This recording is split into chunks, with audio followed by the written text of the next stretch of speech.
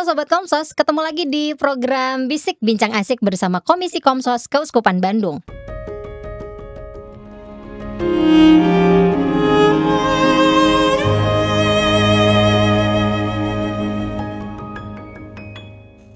Oke, hari ini saya lagi bersama Pastor Postinus. Om Stef pulang atulah. Aduh, keluyuran kemana sih Om Stef? Iya nih, Om Stef mah jalan-jalan wae. Jalan-jalan Ya. wae. Kita tuh kan harusnya ini loh, mau pergi gitu ya. Ya itu ya, Setuju? bareng-bareng gitu ya. Iya kan? Jadi syutingnya di mana Ya, itu gitu ya. bener. Ngobrol dengan mungkin deburan ombak gitu. Aduh, pengen pisan dasar. Ini mah kode ya Om Stef ya.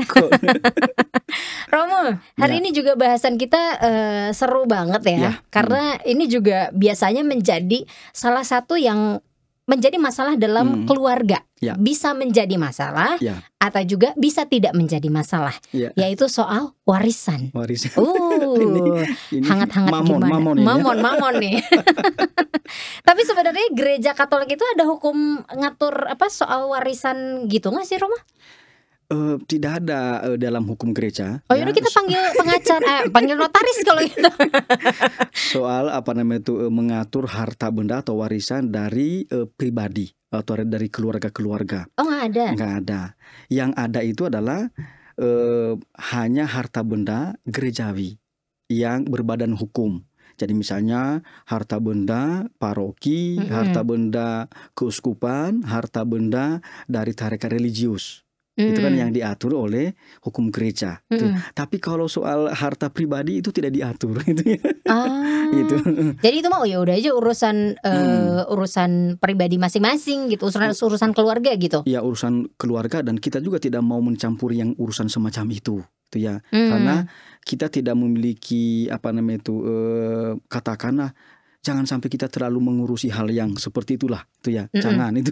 Nah kalau misalnya ada keluarga yang bermasalah gitu, terjadi perselisihan antara anggota keluarga atau keluarga besarnya gitu ya mengenai soal warisan ini, kan gereja tidak mau ikut campur gitu. Tapi misalnya ada perselisihan yang sangat dahsyat, itu gereja bakal turun tangan nggak sih untuk melerai perselisihan atau bagaimana gitu? Kalaupun gereja dalam arti para pastor atau ada suster atau apa itu ikut campur, tapi bukan dalam arti karena ada aturan dalam hukum gereja kan, tidak kan begitu ya, tapi sebagai katakanlah panggilan dalam pastoral. Kan pelayanan pastoral mendampingi umat kan begitu, supaya mereka katakan mencari solusi yang baik dan berdamai. Kan begitu kan sebenarnya kan. Domain kita cuma sampai di sana. Tapi kalau misalnya ada aturan gereja tidak ada kan begitu. Tapi begini Mbak Krisannya, kalau memang ini sering terjadi masalah yang seperti ini, maka sebenarnya baik kalau di dalam KPP, kursus persiapan perkawinan, ya katakanlah ada satu sesi ya berkaitan dengan mengelola ekonomi keluarga. Iya kan, misalnya kan itu. Tapi baiknya adalah yang memberikan ini tidak hanya romo, tapi awam yang mengerti sungguh mengenai warisan, gitu ya. Lalu bagaimana juga supaya calon pasangan atau pasangan suami dan istri itu bisa mengelola ya ekonomi mereka sesuai dengan panggilan kita sebagai orang Kristiani. Kan dalam kanon 1063 itu keluarga harus dipelihara dalam semangat Kristiani kan begitu. Artinya tidak memelihara konflik, tapi justru memelihara kedamaian itu ya. Lalu juga harus menerapkan keadilan, jangan sampai ada yang merasa dirugikan itu karena itu. Nah, barangkali ini justru tawaran pastoral kepada mereka yang akan mengikuti kursus persiapan perkawinan. Nah itu Mbak Krisan. Nah kalau misalnya pas yang di kursus persiapan perkawinan gitu ya, kan kita ngobrolin masalah keuangan nih. Siapa yang akan mengelola biasanya gitu ya, suami atau istri yang akan mengelola keuangan. Nah terus nih di tengah-tengah pembicaraan itu misalnya ada pasangan yang saya ingin ada pembagian harta nih misalnya, karena kan saya udah bawa harta saya, misal udah punya rumah, udah punya mobil, udah punya ini segala macam gitu. Yang satu juga udah punya bawaan. Akhirnya hartanya dipisah. Ada tanda tangan perjanjian pranikah gitu mengenai harta gono gini. Nah itu pandangan gereja gimana Pastor? Kalau misalnya ada obrolan itu gitu? Nah memang begini. Jadi saya juga baru tahu ya beberapa waktu lalu lah dari ahli hukum sipil, bahwa rupanya secara hukum sipil itu diperbolehkan antara suami dan istri sebelum menikah. Banyak sekarang banyak gitu. Ya membagi harta. Ya Alasannya yang saya dengar itu karena mereka dua-dua punya bisnis. Ya, supaya nanti kalau ini bangkrut, ini tidak tersangkut, atau ada masalah di sini tidak tersangkut ini. Itu motivasinya seperti baik gitu ya. Tapi gereja itu sebenarnya ini sangat menarik. Ini umat kita perlu membaca ini ya, barangkali ya. Ketentuan pastoral Keuskupan Regio Jawa itu ya.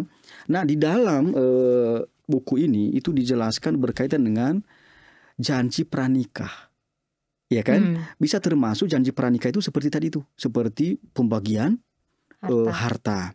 Nah, kalau seperti itu maka pastor yang mendampingi calon pasutri harus melihat kanon 1057. Apa itu 1057 itu? Supaya nanti kan ada sifat perkawinan di situ, indissolubilitas. Jangan-jangan alasan mereka atau motivasi mereka itu membagi harta itu supaya nanti kalau bercerai gampang. Kan begitu? Ya kan? Ini bertentangan.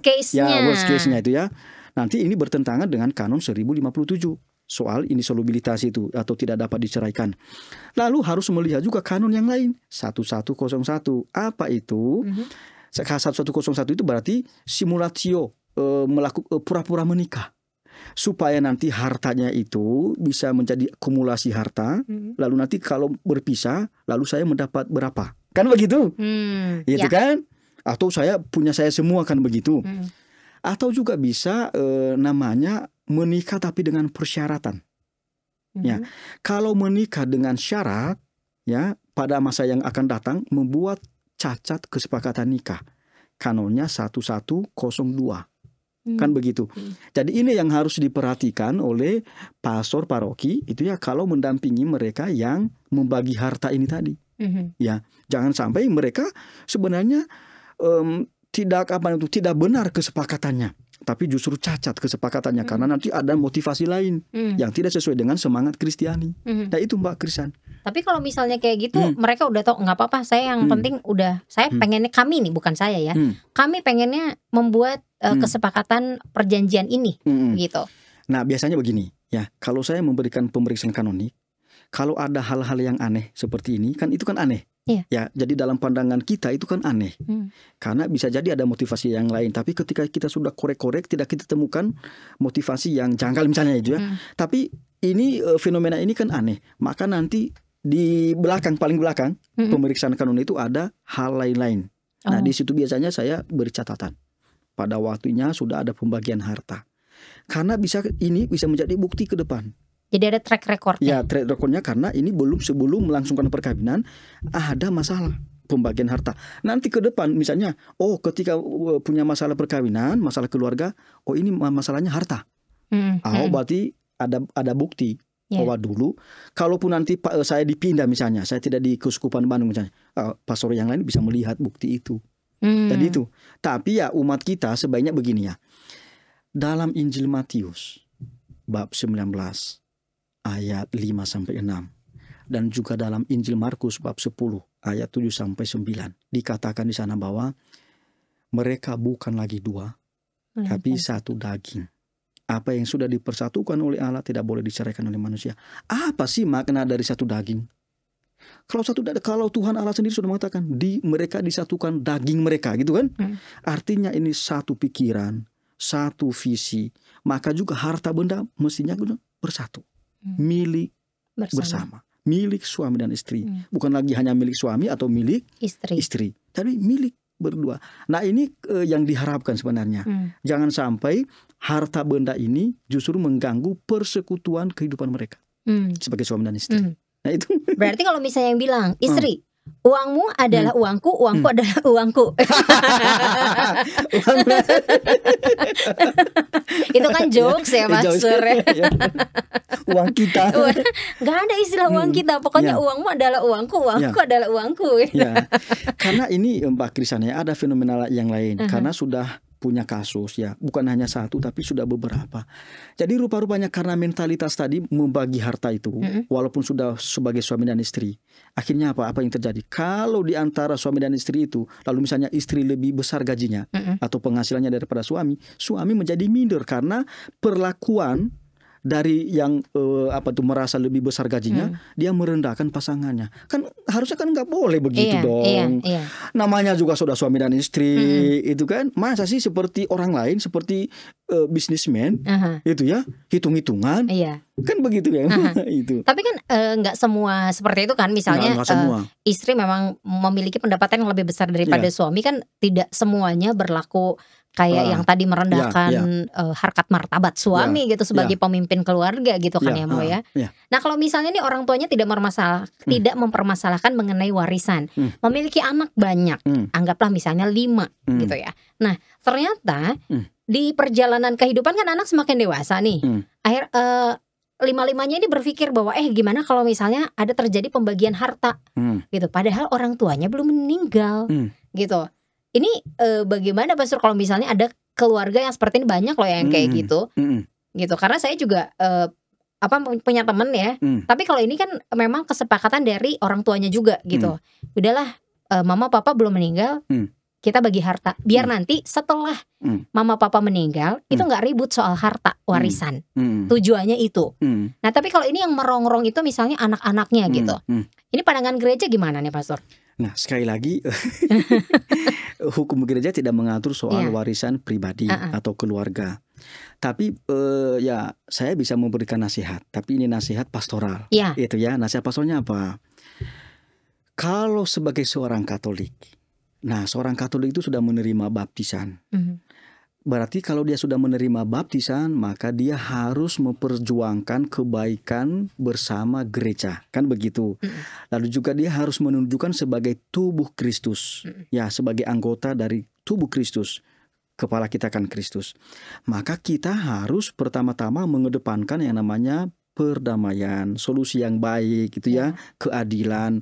Jangan sampai harta warisan, mamon itu ya, lalu justru menjauhkan kita pada kehendak Allah. Bisa jadi marah itu ya, kan marah itu kan salah satu dari 7 dosa pokok gitu ya, marah itu ya, dendam itu ya. Nah jangan, karena memang di berbagai daerah untuk pembagian warisan ini berujung pada konflik dan bahkan saling membunuh di antara saudara-saudari. Amit. Ya, jangan. Kan begitu. Nah, sebenarnya begini. Dalam kultur kita sebagai orang Timur, kan memang sebenarnya tidak etis kalau seorang anak meminta warisan sementara orang tuanya belum meninggal. Di banyak kultur begitu. Kan begitu ya. Tapi juga tentu saja kalau secara hukum, kalau seandainya justru orang tua hidup, lalu orang tuanya itu membagi warisan itu ketika dia masih hidup, lalu nanti dibuat misalnya di depan notaris, kan itu ya. Jadi secara hukum sipil sudah ada dokumennya, sehingga nanti ke depan diminimalisir konflik antara saudara. Itu oke, itu ya. Tapi sekali lagi jangan sampai ya, karena bisa jadi ya relasi anak dan orang tua gara-gara warisan ini itu menjadi tidak baik. Ya menjadi anak tidak lagi menghargai orang tuanya atau sebaliknya. Kan harusnya kan tidak begitu. Karena kan apa sih? Kan itu kan apa? Saya ingat ya. Dalam kanon 879 memang kanon ini khusus untuk mereka yang menerima sakramen penguatan. Kan begitu. Tapi dalam sakramen penguatan itu dikatakan begini. Mereka semakin diwajibkan menjadi saksi Kristus dalam kata dan perbuatan. Nah, apakah dengan konflik, memelihara konflik, atau melukai orang lain, atau mencelakakan orang lain, itu adalah sebagai sebuah perwujudan dari kesaksian? Tentu tidak. Tidak, kan begitu ya. Jadi orang Katolik mesti seperti begitu. Ya harus mencari solusi ketika ada hal-hal yang perlu dibicarakan dalam keluarga. Itu. Nah, kalau misalnya oke lah ya, itu tidak menjadi masalah misalnya gitu, atau jangan sampai menjadi suatu masalah gitu dalam keluarga, entah itu konflik antar anak atau yang tadi akhirnya konflik anak dan orang tua mengenai warisan. Nah tapi gini, kalau misalnya nih orang tuanya menuliskan surat wasiat ya, sebelum meninggal menuliskan surat wasiat bahwa menyumbangkan seluruh hartanya kepada gereja gitu. Nah pada suatu waktu surat wasiat itu dibaca, anak-anak atau keluarga itu nggak terima, Pastor, dan akhirnya mereka menggugat gitu. Padahal kan kalau surat wasiat itu berbadan hukum ya, gitu. Nah ini bagaimana kalau misalnya semuanya diserahkan pada gereja, mereka nggak terima gitu? Nah memang begini harapannya, kalau memang ada keluarga kan, toh juga di dalam hukum gereja dikatakan bahwa umat beriman itu juga ada panggilan kepada mereka supaya memperhatikan kehidupan gereja. Itu kan? Karena gereja ini kan kita semua. Itu kan itu. Nah, tapi kalau ada warisan semacam itu, maka sebaiknya ini ada kanonnya itu 1299, 1300 juga bisa dibaca. Nah, memang sebaiknya ini harus ada formalitasnya. Formalitas dalam arti ada dokumen yang juga diakui secara hukum sipil. Itu ya. Nah, memang kesulitan kita kalau misalnya hanya ditulis warisan saja tapi tidak ada dokumen apa-apa. Kan begitu. Ya, secara hukum sipil juga kalau seandainya itu digugat, ya kita tidak kuat juga. Hanya memang di dalam kanon 1299 itu dikatakan begini, hendaknya anak-anak atau keluarga dari orang yang sudah menghibahkan atau menyerahkan warisan perlu diperingatkan supaya memenuhi intensio dantis. Intensio dantis itu kehendak yang memberi atau maksud yang memberi. Kalau memang itu misalnya diserahkan kepada gereja, kan bisa dibicarakan bersama-sama. Gereja tidak boleh juga menerima itu kalau seandainya tidak ada keadilan di sana. Gitu ya. Jadi kita harus bijaksana juga. Jangan gereja juga mengambil begitu saja, kan begitu ya. Tapi harus diperhitungkan sisi keadilan bagi mereka. Maka nanti kalau ada keluarga yang menyerahkan warisannya, itu ya perlu dibicarakan kepada keluarga besarnya. Ya, jadi supaya tidak menimbulkan konflik. Ya, bisa konflik antara anak dengan orang tuanya atau antara saudara dan anak keluarga itu dengan gereja. Jangan itu ya. Padahal tujuannya tadi baik untuk membantu gereja. Jangan sampai kontraproduktif. Pernah ada kasus kayak gini nggak sih, Pastor? Nah, sekarang begini ya. Sekarang itu kan dulu tidak hanya di Pulau Jawa ya, tapi di Sumatera atau di beberapa. Kan dulu kan ada beberapa keluarga yang sangat baik. Lalu mereka menyerahkan tanah misalnya untuk gereja stasi atau untuk biara atau untuk gereja paroki atau bahkan keuskupan. Tapi permasalahannya setelah misalnya 20 tahun berikutnya. Kan anak-anak mereka atau cucu-cucu mereka itu tidak tahu menahu berkaitan dengan hibah itu. Nah, akhirnya karena belum ada dokumen, lalu mereka menggugat. Ada beberapa memang, tapi tidak banyak kan begitu. Kita bersyukur umat kita itu baik-baik. Gitu ya. Umat kita itu baik-baik ya. Tapi sudah ada kasus. Ya, maka sekarang itu gerakan kita salah satunya adalah baiknya harta benda gereja termasuk tanah itu dibuat dokumentasinya. Itu ya. Bagi yang kalau ada harta benda yang belum ada dokumen itu dibuat dan dibuat serapih mungkin. Tidak hanya secara hukum gereja tapi terutama hukum sipil supaya nanti kalau ada apa-apa sudah ada dokumennya. Jadi jadi sangat detail sekali gitu sekarang gitu ya, diperhatikan itu. Jadi kalau misalnya nih ada yang mau menghibahkan tanahnya, misalnya saya nih ya, amin ya Tuhan Yesus punya tanah banyak. Amin. Nah, misalnya nih dihibahkan nih kepada gereja. Gereja misalnya bilang sama saya, Krisan tolong buatin maksudnya surat-suratnya lengkap, dokumen dan lain sebagainya gitu. Kalau nggak ada, kami nggak bisa terima gitu. Atau gimana? Bisa juga ini bareng-bareng. Bisa juga ya, artinya kan kalau kadang-kadang kan yang menghibahkan itu kan kesulitan untuk mengurus itu. Bisa pihak gereja yang mengurus. Yang lebih mudah ya? Yang lebih mudah. Tapi menurut saya itu bukan hanya itu, tapi dibicarakan dulu. Jadi tidak hanya ke Mbak Krisan. Ya, misalnya udah dibicarakan nih pastor sama keluarga, nggak ada yang keberatan gitu. Nah, kalau itu harus ada dokumen yang diakui secara hukum sipil. Jadi supaya nanti tidak ada apa-apa. Lalu kalau ada yang mengklaim bahwa itu tanah saya. Ya itu kan. Nah, kalau tidak ada dokumen, ya bahaya kita kan begitu. Iya, betul sih. Menggugat ya itu ribet ya, urusannya panjang kalau gitu ya. Kalau urusan tanah itu ribet itulah. Tapi berarti gereja tidak menutup hati atau dengan tangan terbuka menerima gitu ya kalau misalnya ada yang mau menghibahkan dan lain sebagainya gitu kan. Iya, karena pada kenyataannya gereja itu hidup dari umat. Ya dari kebaikan umat. Itu dalam pengalaman saya itu umat kita itu sangat memperhatikan ya keberlangsungan gereja, termasuk bagaimana soal karitatif. Ya, bagaimana membantu yatim piatu, bagaimana juga memperhatikan tempat mereka. Kan itu kan perlu ada asrama. Bagaimana tanahnya? Kalau di kota kan mahal kan begitu. Ada orang-orang yang mengatakan, "Oh, tanah saya saja." Itu kan dihibahkan, tapi ya memang harus lengkap dokumennya kan begitu, Mbak. Berarti banyak sekali orang Katolik yang baik ya. Baik. Banyak. Yang TOP, BGT, PSN, SKL, ECH gitu. Banyak itu ya itu. Nah, Pastor kalau misalnya seorang imam gitu ya Kalau misalnya nih menerima warisan dari orang tua gimana?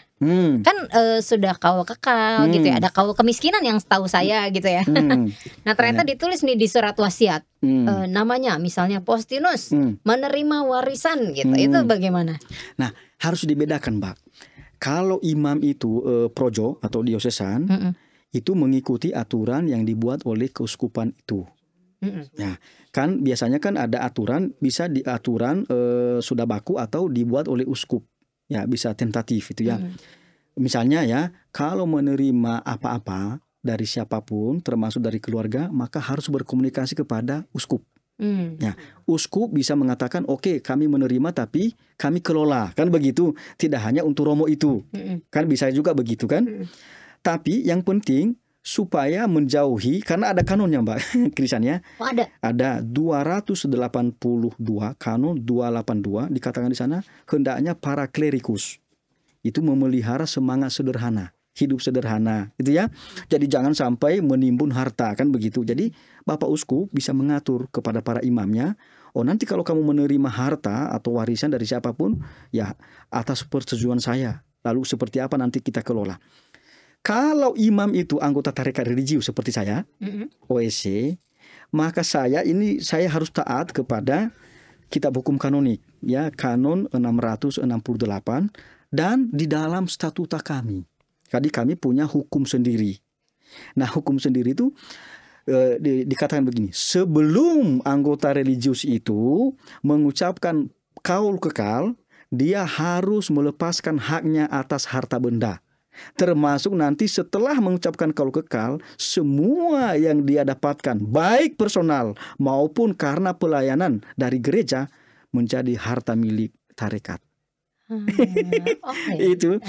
Maka beberapa pastor kami menerima warisan dari keluarga langsung menjadi harta tarekat OSC. Jadi juga para pastor kami ada banyak yang membantu ke tarekat kami akhirnya, karena warisan itu diberikan kepada tarekat. Nah itu Mbak. Jadi nggak boleh digunakan secara pribadi ya? Kalau udah kayak gitu. Nah memang ada juga dalam kanon yang lain kan. Dalam kanon yang lainnya itu ya tadi tuh 282 paragraf kedua dikatakan bahwa kalau ada harta ya uang atau apa itu yang diterima oleh klerikus selama melaksanakan pelayanan gereja, maka tentu saja diperhatikan kehidupannya, sisanya diserahkan kepada gereja. Jadi yang penting jangan sampai para imam itu klerikus itu memiliki kesan bahwa mewah, kaya itu ya, jangan itu. Karena tujuan kita kan bukan itu. Dan umumnya kalau ada masalah di harta ini, ada masalah yang lain kan begitu. Jadi menimbulkan masalah-masalah yang lain, maka jangan itu. Pernah ada konflik nggak sih misalnya antar keluarga dan juga imam gitu dalam pembagian harta misalnya kayak gitu? Pernah ada kasus gitu nggak sih Mo? Pernah ada, tapi tidak banyak. Bahkan kalau saya melihat itu barangkali juga hanya 2 biasanya yang saya tahu. Ya itu tadi, jadi misalnya imam itu waktu dia masih hidup itu ya, dia punya katakanlah pelayanan sendiri. Lalu ada banyak harta di sana. Hartanya misalnya mobil, lalu misalnya ada TV. Oh ini imam nih? Imam. Lalu ada tanah. Sebenarnya tanah itu atas nama, karena zaman dulu kan, kalau zaman dulu itu kalau membeli tanah kan tidak boleh atas nama gereja. Oh pribadi jadinya. Kan. Maka kan di Keuskupan Bandung kan ada beberapa yang dulu dibeli atas nama pastor, dikembalikan kepada nama gereja keuskupan. Nah dulu itu memang ada seperti begitu Mbak. Nah atas nama pribadi romo itu, tapi sebenarnya tanah itu bukan miliknya sebenarnya, hanya atas nama dia saja, tapi itu milik keuskupan, katakanlah begitu. Nah ketika tiba-tiba meninggal, lalu keluarga mengklaim bahwa ini milik mereka. Ya memang karena ini soal seperti tadi dokumen hukum sipil yang diakui oleh hukum sipil gitu ya. Tapi saya rasa ini tidak begitu menjadi masalah di kita lah ya. Karena yang saya ketahui cuma 2 kasus lah, dan itu sudah sangat lama. Tidak pernah terjadi lagi sekarang. Saya tidak tahu kalau di daerah lain ya bisa jadi ada, tapi kita harapkan tidak. Ya.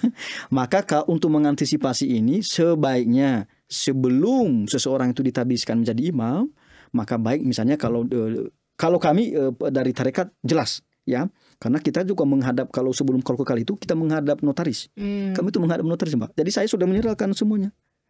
Okay. Maka kalau misalnya saya memimpin misa atau memberikan pengakuan, lalu saya diberi misalnya kalau misa stipendium. Atau kalau pengakuan dosa itu iurastole, sama dengan stipendium semuanya. Saya langsung serahkan ke Pastor Pranadi sebagai ekonom biara itu. Jadi saya tidak tahan di kantong saya serahin. Ada yang gini udah serahinnya 50% gitu. Itu urusannya dengan yang di atas ya. Umumnya sih kalau umumnya kami enggak lah. Kalau soalnya ada pertanyaan nih ya. Ada teman saya baru aja beberapa Rabu minggu lalu. Gitu. Dia memang Protestan. Ya, dia Kristen lah. Gitu. Terus dia nanya, kalau Romo itu tuh misalnya nih dapat duit gitu ya. Itu tuh nanti dia masuk ke kantongnya dia sendiri atau enggak? Enggak lah. Itu masuknya ke ordo kan? Ke ordo, iya. Masa sih? Berarti dia nggak pegang uang?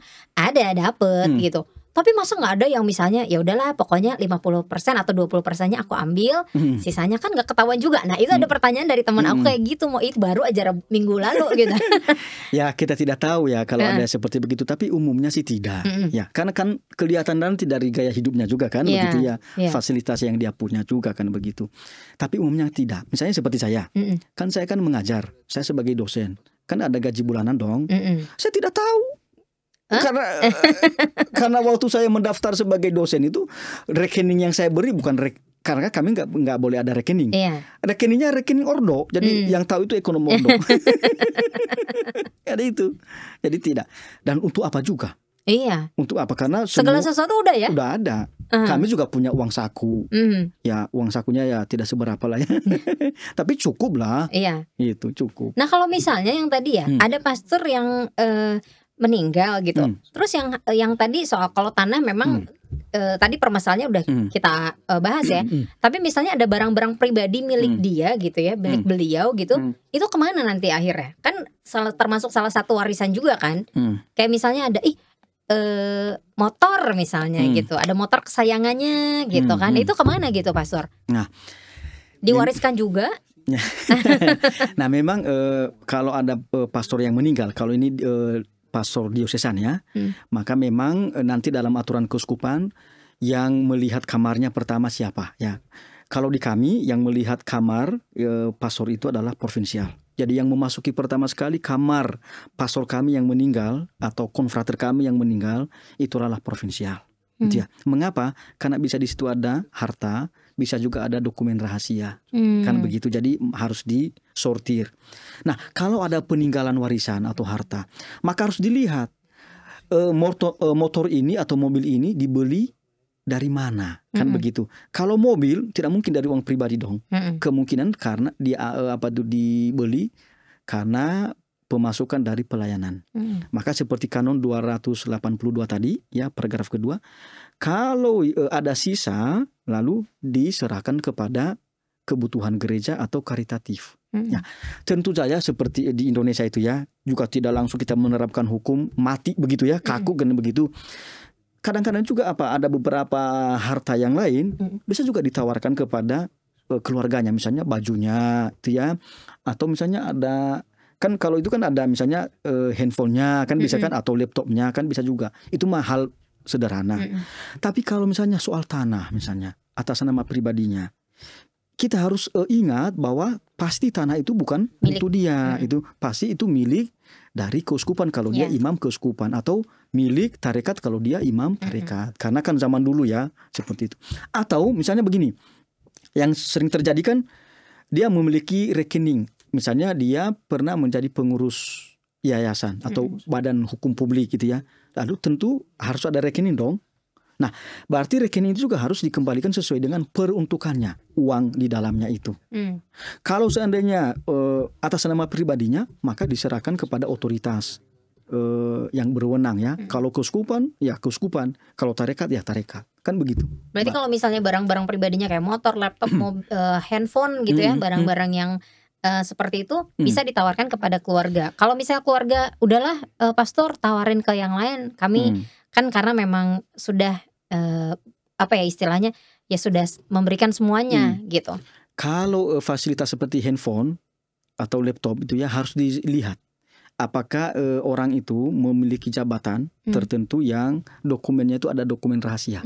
Maka ini harus bijak untuk menyerahkan fasilitas itu. Jadi kalau tidak diserahkan kepada keluarga, bukan dalam arti tidak diberi kepada keluarga, tapi karena ada masalah lain, bukan masalah lain ya, tapi pertimbangan lain, bahwa di dalam handphone itu ada informasi yang tidak boleh keluar. Itu kan ada rahasia tertentu misalnya. Jadi itu yang perlu dipertimbangkan. Tapi kalau misalnya sungguh-sungguh misalnya kan pernah itu ada pastor yang dia baru saja menerima pemberian dari umat handphone gitu ya, atau tablet. Dia belum pakai, bahkan masih ada boxnya gitu ya. Kalau itu oke lah, ditawarkan kepada siapa, bisa kepada keluarganya atau kepada yang lain, kan bisa kepada pastor yang juga bisa, tidak masalah. Tapi kalau udah dipakai atau macam-macam, apalagi kalau misalnya dia memiliki jabatan tertentu di keuskupan misalnya, waduh bahaya Bung, jangan gitu ya. Jadi jangan gitu, jangan diserahkan kan begitu. Gitu, Mbak. Nah sekarang kalau misalnya warisan tidak diatur oleh hukum gereja ya Pastor ya, kita bicara di luar hukum gereja berarti nih ya. Sebaiknya bagaimana nih keluarga Katolik gitu ya mengurus soal si warisan ini agar tidak menjadi konflik yang berkepanjangan atau agar tidak terjadi konflik lah istilahnya di dalam keluarga soal warisan. Kadang-kadang kan gini, masa sih cuman gara-gara uang gitu ataupun barang gitu ya putus hubungan keluarga atau jadi rusak yang tadinya sangat harmonis gitu. Nah memang baik kalau misalnya pasangan suami dan istri itu ya yang sudah punya anak, lalu memang memikirkan kalau misalnya mereka sudah di usia tua, memang perlu memikirkan juga soal pembagian harta ini supaya di antara anak-anak nanti itu tidak terjadi konflik di antara mereka, kan begitu. Karena sering terjadi begini ya, mungkin tidak sering lah ya, tapi terjadi bahwa orang tua itu membeda-bedakan cintanya. Ya kan? Karena ini bager banget itu ya, lalu sepertinya ini yang dicintai, lalu warisannya menjadi lebih besar daripada dia. Kan itu sudah menimbulkan kecemburuan, bisa menimbulkan konflik kepada anak-anak, kan begitunya. Sebaiknya jangan, kan begitu. Maka memang perlu sekali ya keluarga-keluarga Katolik itu berlaku sebagai, itu kan kalau dalam ajaran kita keluarga Katolik disebut sebagai miniatur gereja. Ya kan? Apa sih yang disebut dengan miniatur gereja? Berarti di dalam keluarga itu diwujudkan apa yang dikehendaki oleh Tuhan Yesus, apa yang dikehendaki oleh gereja.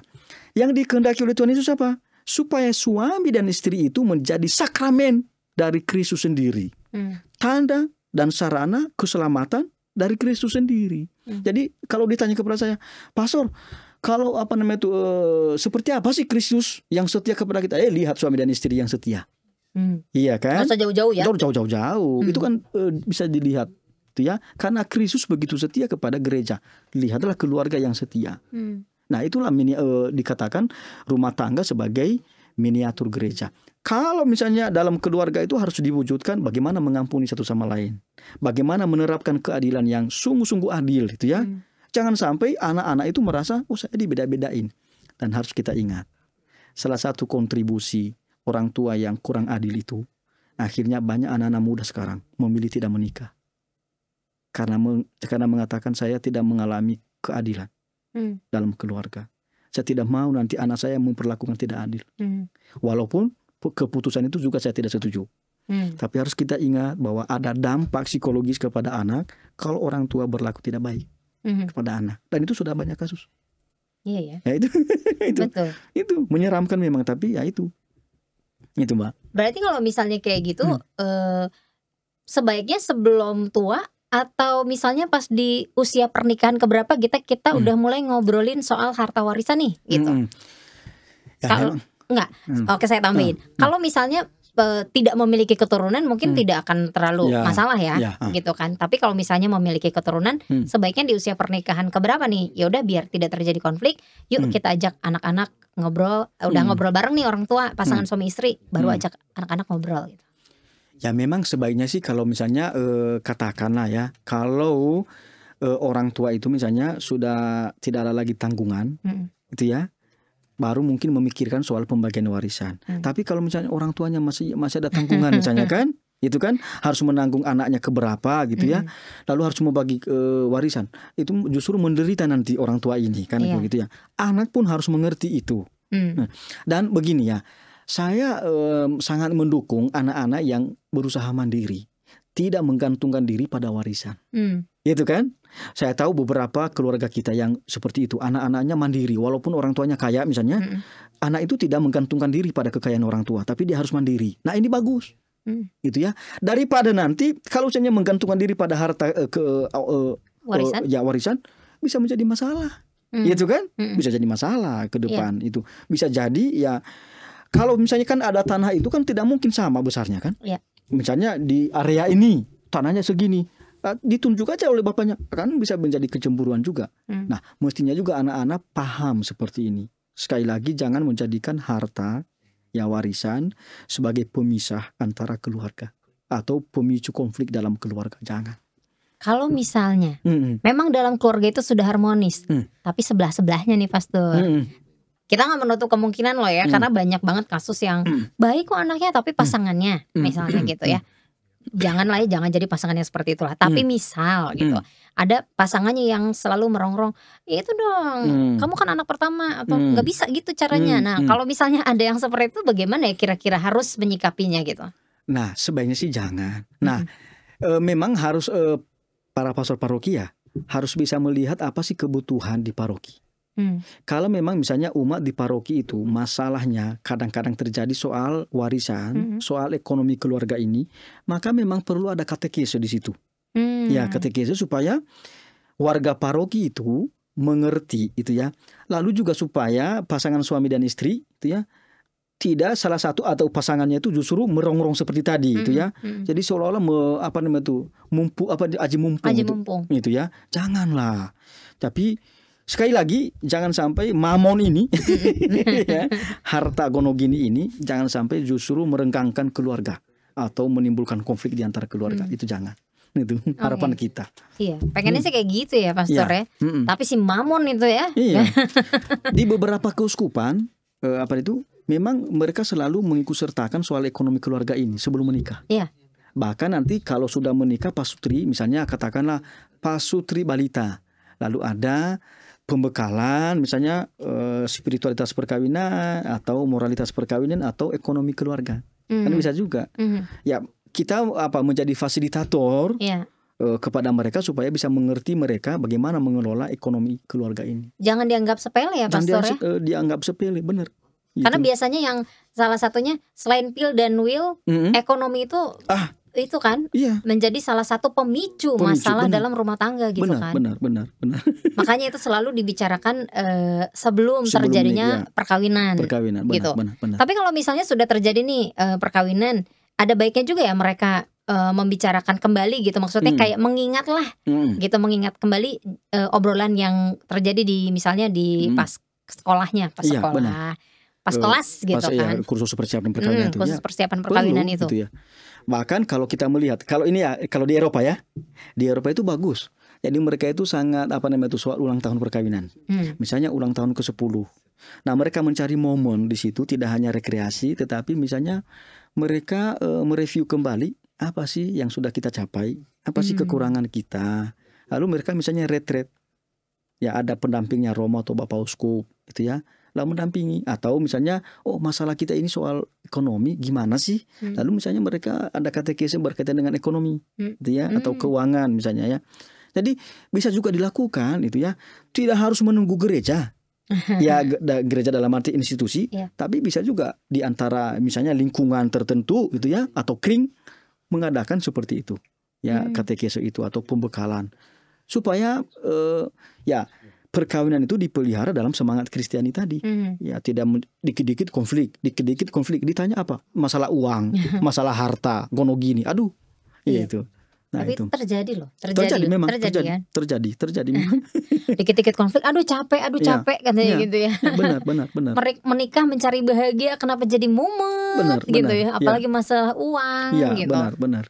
Oke, nah Pastor ada saran nggak sih untuk keluarga Katolik dalam menghadapi permasalahan pembagian warisan?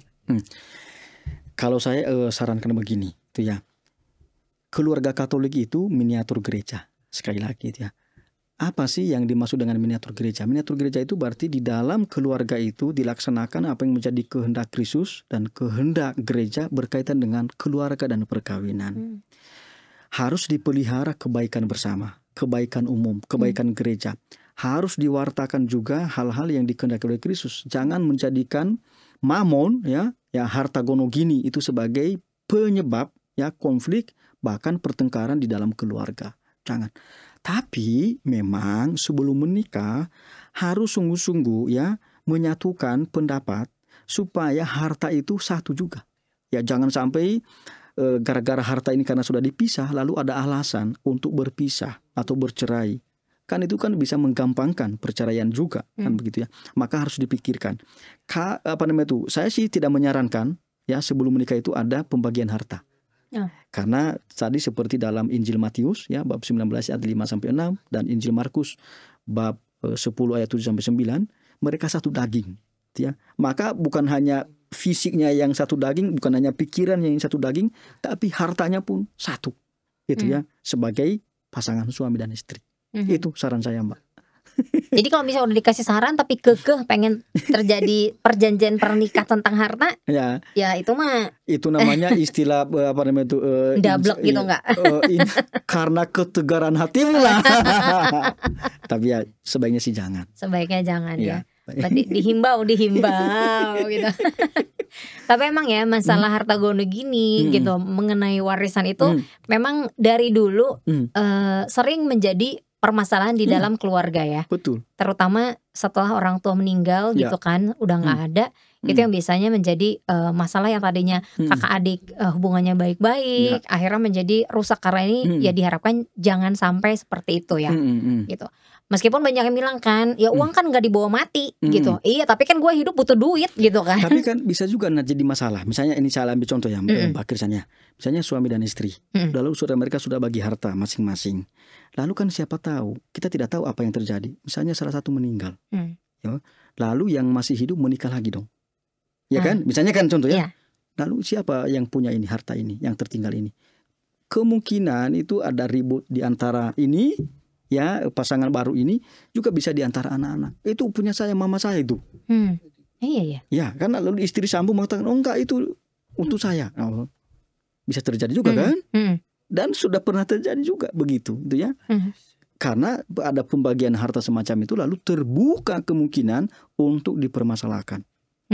Nah kan itu. Jadi makanya saya sarankan tidak. Orang Katolik jangan melakukan itulah. Oke.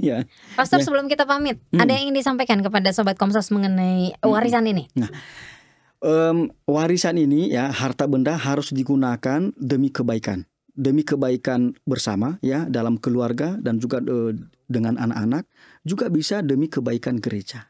Gitu ya. Jangan gunakan warisan sebagai penyebab untuk memisahkan keluarga atau merusak relasi yang baik dengan anak dan orang tua, atau antara pasangan suami dan istri. Jangan. Kalau begitu, justru Allah kita bukan lagi Allah ya, Allah Tritunggal, tapi Mamon. Itu ya, jangan itu. Oke, jangan biarkan Mamon merusak keharmonisan rumah tangga ya. Yang sudah dipersatukan, diberkati oleh Allah, jangan sampai jangan dirusak. Jangan dirusak. Pastor makasih ya, sama-sama, sudah ngobrolin soal warisan ini. Semoga ya meminimalisir konflik yang udah ada misalnya atau yang akan misalnya suatu saat nanti terjadi, tapi jangan sampai lah ya. Iya, jangan sampai lah. Jangan biarkan Mamon berkuasa jangan. Pastor kita pamit ya sama Sobat Komsos. Sobat Komsos makasih sudah menonton episode Bisik kali ini. Kami berdua pamit, kita ketemu lagi di episode Bisik selanjutnya. Dah.